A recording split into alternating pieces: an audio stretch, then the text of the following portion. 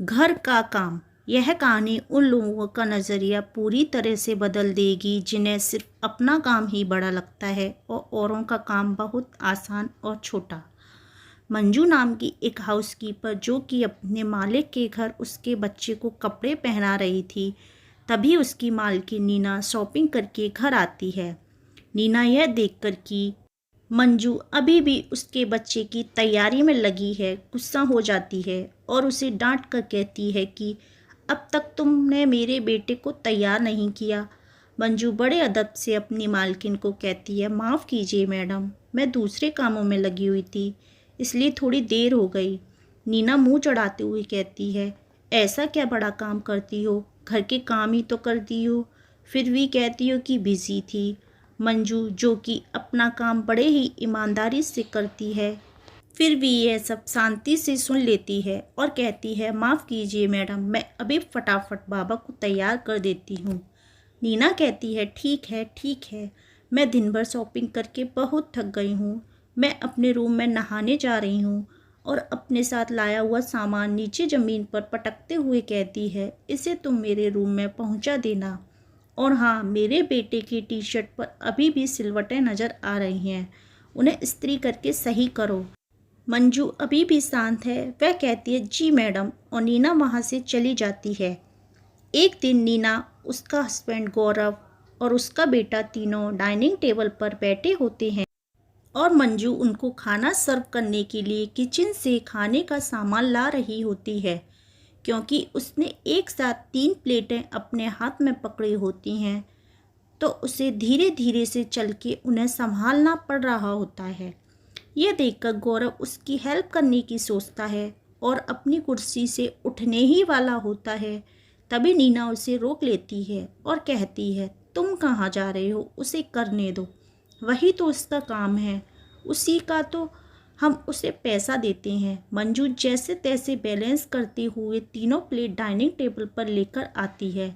जब वह नीना के सामने वह प्लेट रखती है तो उसमें मटर पनीर देखकर नीना की आंखें गुस्से से बड़ी हो जाती हैं। वह तुरंत चिल्ला के कहती है, तुम्हें थोड़ी सी भी अक्ल नहीं है क्या? ये सेम खाना इसी हफ्ते में दूसरी बार हमें परोस रही हो, तुरंत इसे यहाँ से उठाओ और कुछ नया बनाकर लाओ। गौरव को नीना का ऐसा दुर्व्यवहार अच्छा नहीं लगता है, इसलिए वह उसे समझाने की कोशिश करता है। वह नीना से कहता है कि तुम्हें किसी से भी ऐसा बर्ताव नहीं करना चाहिए, क्योंकि हर इंसान अपने काम में कितनी मेहनत लगा रहा है, हमें उसका अंदाज़ा नहीं होता है। नीना कहती है कि वो क्या बड़ा काम करती है, घर का काम ही तो करती है, भला उसे क्या मेहनत लगती होगी। गौरव कहता है, तुम इसलिए कह रही हो क्योंकि तुमने कभी उसका काम करके नहीं देखा है। तभी नीना घमंड से अपने हाथ दिखाते हुए कहती है, यह हाथ काम करने के लिए नहीं, शॉपिंग के लिए बने हैं, और हंसने लगती है। एक दिन जब मंजू किचन में बर्तन धो रही होती है, तब नीना किचन में जाती है और पीछे से उसे आवाज़ देते हुए कहती है कि जल्दी जल्दी यह काम ख़त्म करो, तुम्हारे लिए और भी कई काम हैं। अचानक तीव्र आवाज़ सुनकर मंजू हड़बड़ा जाती है और उसके हाथ में जो प्लेट होती है वह नीचे गिरकर टूट जाती है। जैसे ही टूटी प्लेट नज़र आती है, नीना गुस्से से आग बबूला होकर मंजू को खरी खोटी सुनाते हुए कहती है कि तुम्हें पता भी है यह प्लेट कितनी महंगी थी। मंजू माफ़ी मांगते हुए कहती है, मैडम, गलती से टूट गई, नई खरीद के ला दूंगी। नीना अब और ज़्यादा गुस्सा हो जाती है और कहती, अच्छा, तुम गलती भी करोगी और उल्टा जवाब भी दोगी, ठीक है, तुम्हें तो सबक सिखाना ही पड़ेगा। अपना सामान उठाओ और दफ़ा हो जाओ यहाँ से, मैं तुम्हें अभी नौकरी से निकाल रही हूँ। यह सुनकर मंजू की आंखों में आंसू आ जाते हैं और वह नीना से कहती है कि मैडम, मेरे साथ ऐसा मत कीजिए, मुझे इस नौकरी की बहुत ज़रूरत है। मगर वो मंजू की एक भी नहीं सुनती और उसे नौकरी से निकाल देती है। तभी गौरव किचन में आ जाता है और नीना से पूछता है कि क्या हुआ, मुझे कुछ टूटने की आवाज़ सुनाई दी, सब ठीक तो है?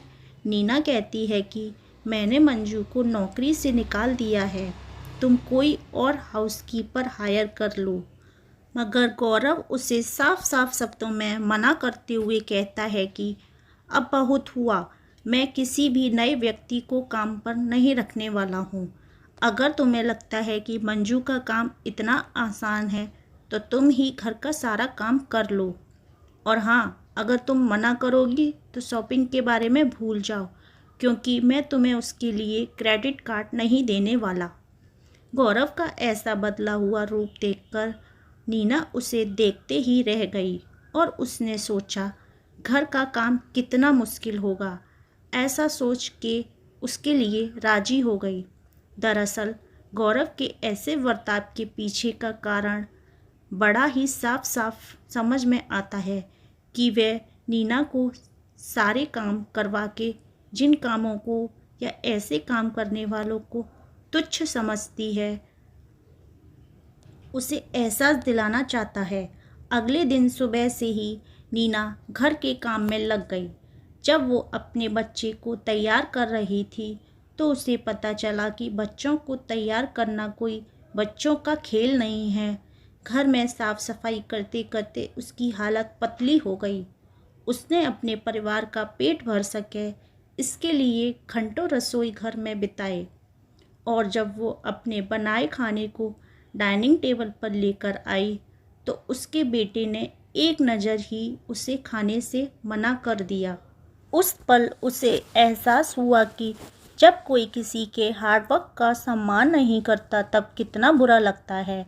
खाना ख़त्म होने के बाद जब वह दुखी मन से बर्तन धो रही थी तब ध्यान न देने के कारण उससे भी वैसे ही महंगी वाली प्लेट नीचे गिरकर टूट गई, जिसे तोड़ने पर उसने मंजू को नौकरी से निकाल दिया था। अब उसे पूरी तरह मंजू की मेहनत और काम में उसकी लगन का एहसास हो गया था और उसे मन ही मन पछतावा भी हो रहा था। थोड़े दिन नीना ने बड़े मुश्किल से सारा काम करते हुए बिताए। एक दिन घर की साफ सफाई करके जब वह जमा कचरा फेंकने के लिए कचरे की थैली उठा रही थी तभी उसके घर की डोरबेल बजी, और जब उसने दरवाज़ा खोला तो उसके चेहरे पर मुस्कान लौट आई, क्योंकि वहाँ मंजू खड़ी थी जिसके हाथ में सेम वैसी ही प्लेट थी जो उससे गलती से टूट गई थी। मंजू बोली, मैडम, मुझे बहुत बुरा लग रहा था कि मैंने आपकी इतनी महंगी प्लेट तोड़ दी, इसलिए मैं ये प्लेट नई खरीद कर आपको लौटाने आई हूँ, और मेरी बाकी गलतियों के लिए भी हो सके तो मुझे माफ़ कर देना। तब नीना ने उससे कहा कि तुम क्यों माफ़ी मांग रही हो, बल्कि माफ़ी तो मुझे मांगनी चाहिए अपने ख़राब बर्ताव के लिए, और सच में मैं बहुत शर्मिंदा हूँ। मुझे बिल्कुल अंदाज़ा नहीं था कि तुम्हारा काम कितना मुश्किल है जब तक मैंने उसे खुद नहीं किया। अगर तुम्हारी मर्ज़ी हो तो क्या प्लीज़ तुम वापस अपनी नौकरी पर आओगी? हमें और इस घर को तुम्हारी बहुत ज़रूरत है। मैं तुम्हारा पगार भी बढ़ा दूंगी, क्योंकि मैं जानती हूँ कि तुम्हारा काम बहुत कठिन है। मंजू बहुत खुश होती है और कहती है कि ज़रूर मैं वापस आऊँगी, और मुझे खुशी है कि आपने मेरे काम की रेस्पेक्ट की। मंजू नीना के हाथ में कचरे की थैली देखकर कहती है कि लाइए, मैं इसे फेंक देती हूँ। नीना उसे मना कर देती है और कहती है, ये मुझे करने दो, और अब से मैं तुम्हारे काम में भी मदद करूँगी। बस इतना बता दो, इसे फेंकना कहाँ है। दोनों हंसने लगती हैं। दोस्तों, ये कहानी हमें सिखाती है कि हम सिर्फ सोचकर या देखकर किसी के भी काम में कितनी मेहनत, लगन या ध्यान लगता है यह नहीं जानते। इसलिए हमें हर इंसान के काम और उस इंसान की रेस्पेक्ट करनी चाहिए। अगर आपको कहानी अच्छी लगी हो तो हमारे चैनल को लाइक, शेयर एंड सब्सक्राइब ज़रूर कीजिएगा। कुछ कमी हो तो वो भी कमेंट में ज़रूर बताइएगा। Thank you.